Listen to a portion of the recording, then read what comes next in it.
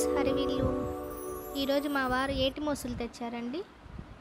చూసారు కదండి, వీటితో మా వాళ్ళు కుస్తీ పడుతున్నారు. ఎప్పుడు కూడా క్లీన్ చేసి తీసుకొస్తారండి. ఈసారి మటుకి క్లీన్ చేయకుండా అలాగే తీసుకొచ్చేసారు. పాప మా అత్తయ్య చేసేవాళ్ళు ఎప్పుడు కూడా, కానీ ఈ మధ్యలో చేయటం లేదండి, కింద కూర్చోలేక. నాకేమో చేపలు చేయటం రాదండి. 1-2 అయితే మా వాళ్ళు చేసేసేవాళ్ళు, మా అత్తయ్య గారు. ఇక ఆవిడ ఆమె ఒక్కళ్ళే చేస్తున్నారని మా మరిది గారు నేను కూడా ట్రై చేస్తాను అని రంగంలోకి దిగారండి.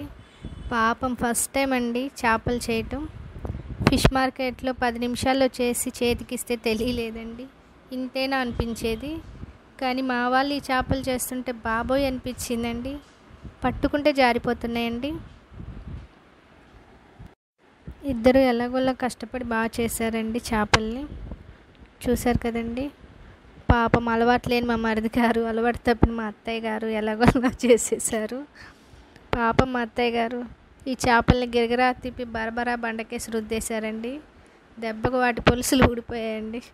మా మరిది గారు చైనగత్తి పట్టుకొని కైమ కొట్టేస్తారేమో అనుకున్నా, కానీ స్మూత్గా హ్యాండిల్ చేసి ముక్కలు చేసి చేతికిచ్చారండి.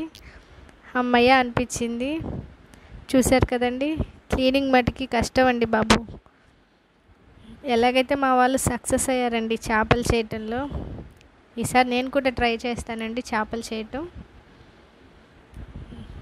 ఈ కూర చేసి నేను సక్సెస్ అవ్వాలండి. ఇప్పుడు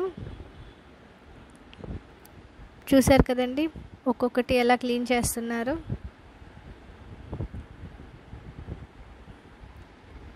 కానీ ముక్కలు చేయాలంటే చాలా కష్టమేనండి, క్లీనింగ్ అవన్నీ.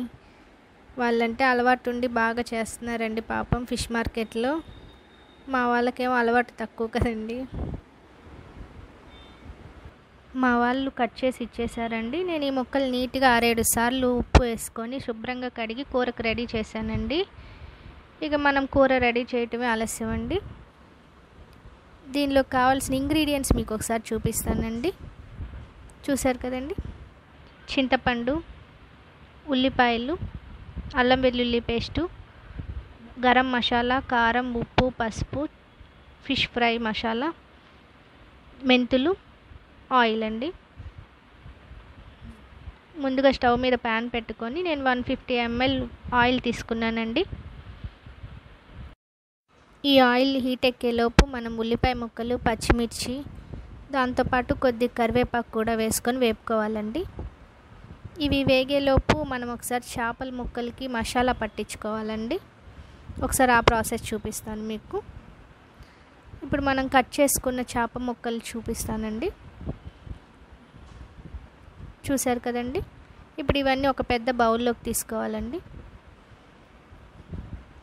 ఇప్పుడు ఇందులోనే నేను మసాలాలన్నీ వేసి కలిపేస్తానండి. ఇప్పుడు ఏమేమి వేసానో మీకు ఒకసారి చూపిస్తాను. అల్లం వెల్లుల్లి పేస్ట్, ఉప్పు, కారం. నేను ఎప్పుడు చేపల కూరకి కాశ్మీరీ కారం వాడతానండి, మంచి కలర్ఫుల్గా కనిపిస్తుంది. పసుపు,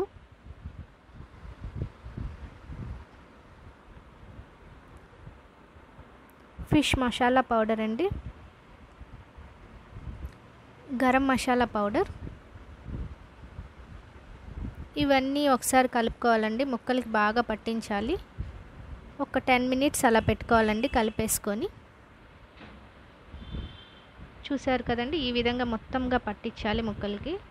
ఇప్పుడు ఆయిల్లో ఉల్లిపాయలు కూడా వేగిపోయినాయండి. ఇప్పుడు 1 by 1 వేసుకోవాలండి మనం కలుపుకున్న చేప ముక్కలు.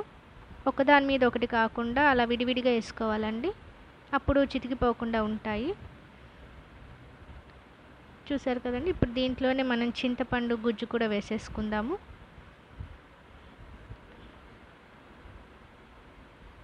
ఒకసారి ముక్కలకి మొత్తం కలుపుకోవాలండి. దీంట్లోనే కొద్దిగా మెంతులు కూడా వేసేసానండి.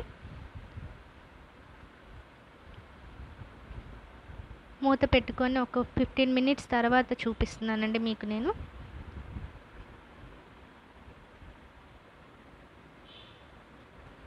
చూశారు కదండి, చేపల కూర రెడీ అండి.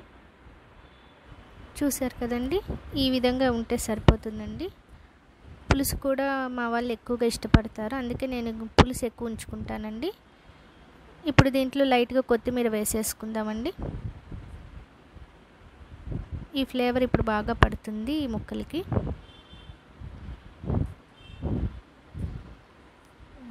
నా స్టైల్లో చేపల కూర చూసారు కదండి, మొక్క కూడా ఉడికిపోయిందండి. ఒకసారి గార్నిష్కి ఇస్తామని ఇంకొంచెం వేసుకున్నాను, కొద్దిగా లైట్గా కొత్తిమీర. ఇది వేడి వేడి అన్నంలో సూపర్గా ఉంటుందండి.